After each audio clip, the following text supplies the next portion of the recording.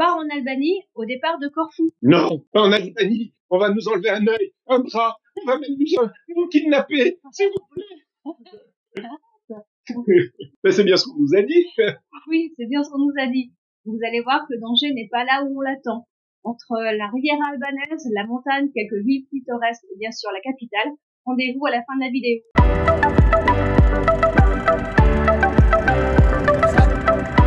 On est à la gare maritime de Corfou pour partir pour l'Albanie. On est même les premiers à la gare maritime pour notre départ vers l'Albanie. Il n'y a même pas de personnel d'enregistrement.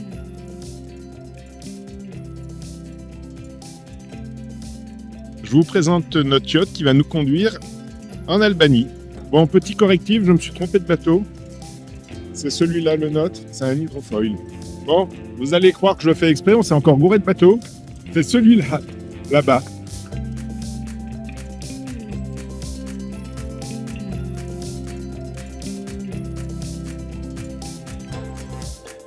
Alors on part à 9h et on arrive à 8h30. Sans dormir à bord. Heureusement, parce qu'avec l'odeur du gasoil, C'est vrai que l'intérieur du navire nous semble bien vétuste. En revanche, il n'y a aucun tag et la sellerie est en très bon état, rien n'est déchiré. Alors le mobilier n'est pas arrimé. On n'a pas l'habitude. J'espère que la personne va la chipser. Bien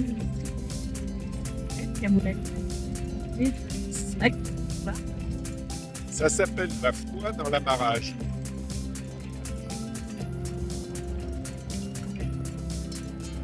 J'aime beaucoup la gaffe locale et un fer à béton.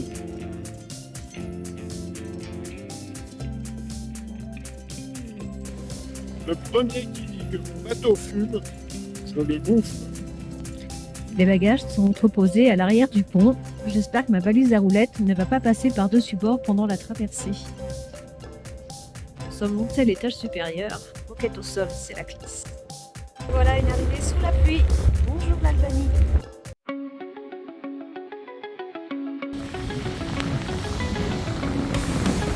On arrive à Girocaster. Nous sommes en plein centre-ville et on entend les oies.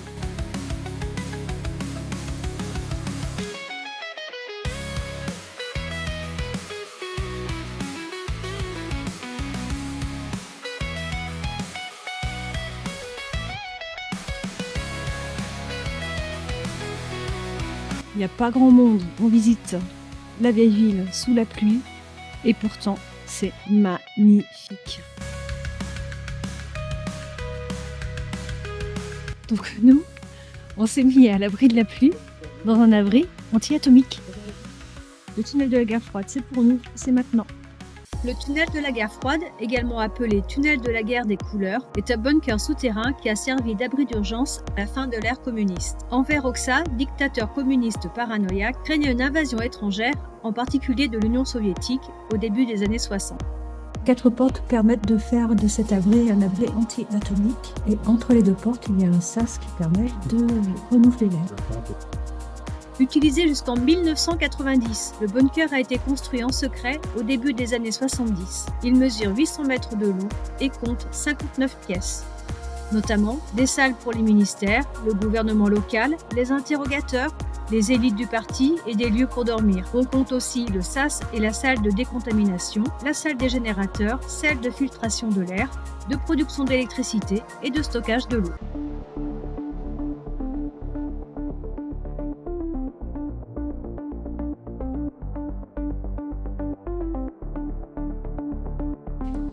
Voilà, 3 toilettes pour 200 personnes.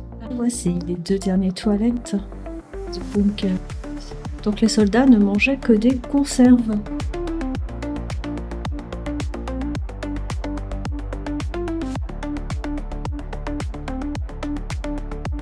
La température est constante de 16 degrés Celsius. On retourne à l'air libre jusqu'au château.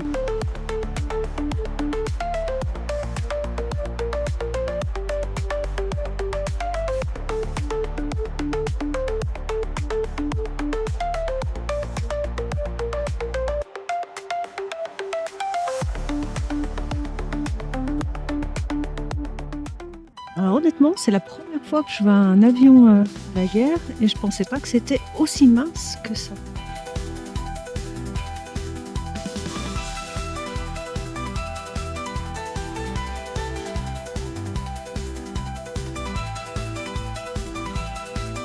Les têtes brûlées ne sont pas loin. On franchit les remparts pour descendre vers la ville. La maison Zekate est un édifice ottoman historique construit en 1811-1812. Avec ses 2 tours et sa façade à double arc, c'est la maison typique de l'architecture ottomane, mélangeait des éléments locaux. Elle était destinée à exprimer le pouvoir et la richesse d'une famille aisée. La maison se compose de 4 étages au-dessus d'un débarras et d'une citerne. On trouve de nombreuses pièces, cuisine, salle de bain, toilettes, plusieurs salons. Ceux-ci sont ornés de motifs floraux et de nature morte et comportent une cheminée centrale peinte. Tout autour, de longs divans accueillaient les hommes, pendant que les femmes se tenaient à l'écart, derrière des panneaux à jouer. Les étages supérieurs étaient principalement utilisés en été. La maison a été habitée jusqu'en 1968.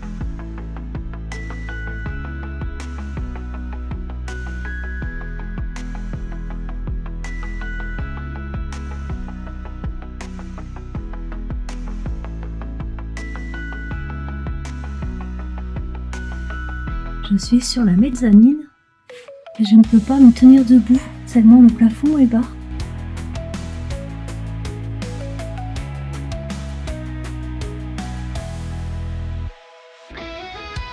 Et voilà la vue de la place du Maître. Clé du bateau, les clés de la maison, Du portail. du portail. Notre visite à Chirocaster prend fin. Nous retournons à la voiture.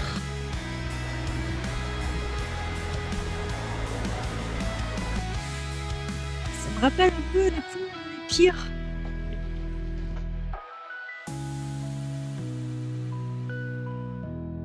Ce qui est impressionnant aussi sur ce bassin, c'est la fumée. Je ne sais pas si vous la voyez, parce qu'il fait relativement frais, voire froid dehors. Et là, on a une eau à 28 degrés.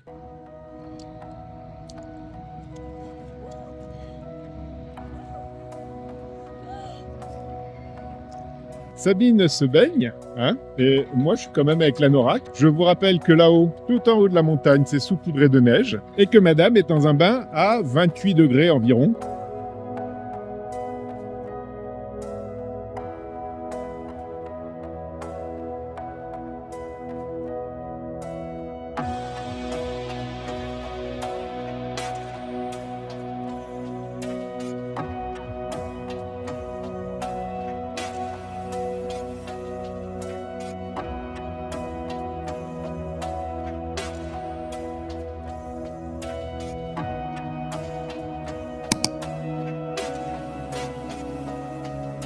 C'est courageusement que j'ai surveillé Sabine pendant qu'elle se baignait avec la neige en surplomb dans une eau à 28 degrés. Alors c'était très agréable d'aller dans l'eau. Ce qui était plus revigorant, c'était justement d'en sortir et de se rhabiller. C'était très sympa, j'ai bien aimé finalement. Alors moi je suis pas frileux, mais j'avais quand même ma petite veste et il faisait frais en dehors de l'eau. Je suis contente d'être au chaud dans la voiture maintenant. Allez, un peu de chauffage et on continue la route.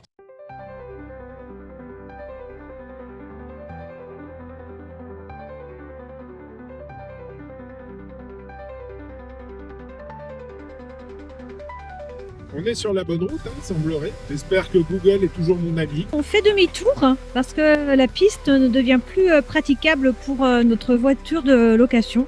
Google n'est plus mon ami parce qu'il nous a fait tourner à droite. Et ça m'a pas alerté, il a mis route inconnue. On était sur une piste mais qui était carrossable pour 6 km. J'ai dit tiens, il me fait retrouver une autre route. Et en réalité, il nous a paumé en race campagne. On découvre la ville de Beraa. Le soleil se couche un peu tôt, on a beaucoup de parties, mais la ville est quand même très très belle. Et puis on sent bien qu'on est proche des montagnes.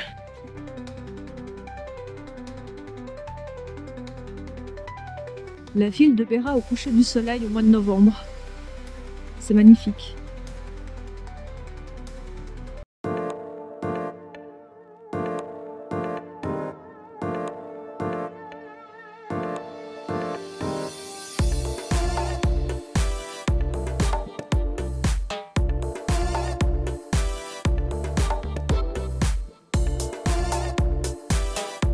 Et bien voilà ce que William aime beaucoup dans les voyages, c'est la découverte culinaire. sympa. Bon, alors après notre petit verre de raki, nous allons essayer de retrouver l'hôtel. Oui. Et puis, c'est moins froid déjà depuis qu'on a bu le raki. Moi, je constate que c'est moins froid. Il paraît que le raki se boit dès le petit déjeuner avec le café.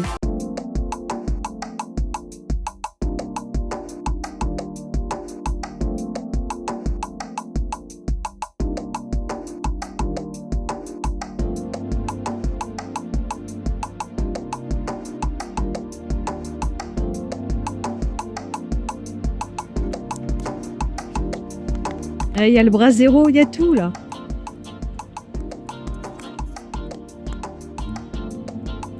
I'm not. I don't know.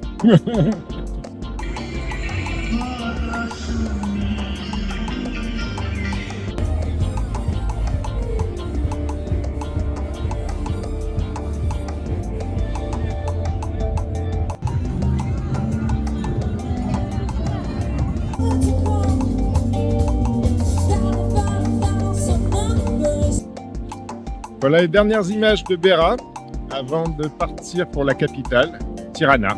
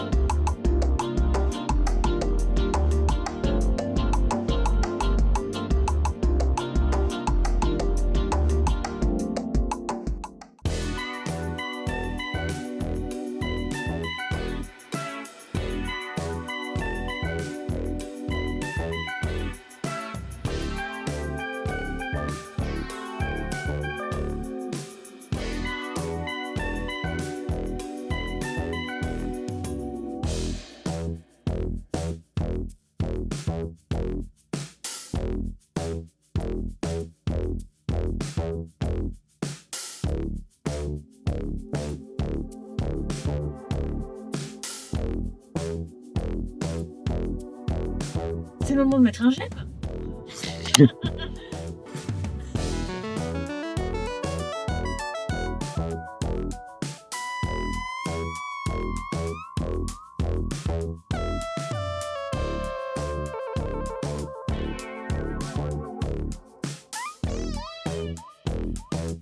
Dans moins de 2 heures, nous devrions être à la capitale albanaise.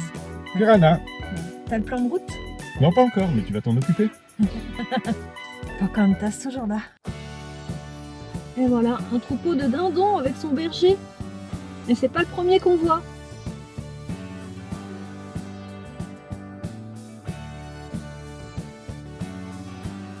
Bon, à la faux, mes coucous. Hein. On voit pas bien, mais c'est à la faux. L'Albanie, c'est le contraste entre le passé, transport en âne, coupe d'herbe à la faux, et le présent, les voitures, téléphones cellulaires, voilà. Hallucinant. La vérité est au bout du tunnel.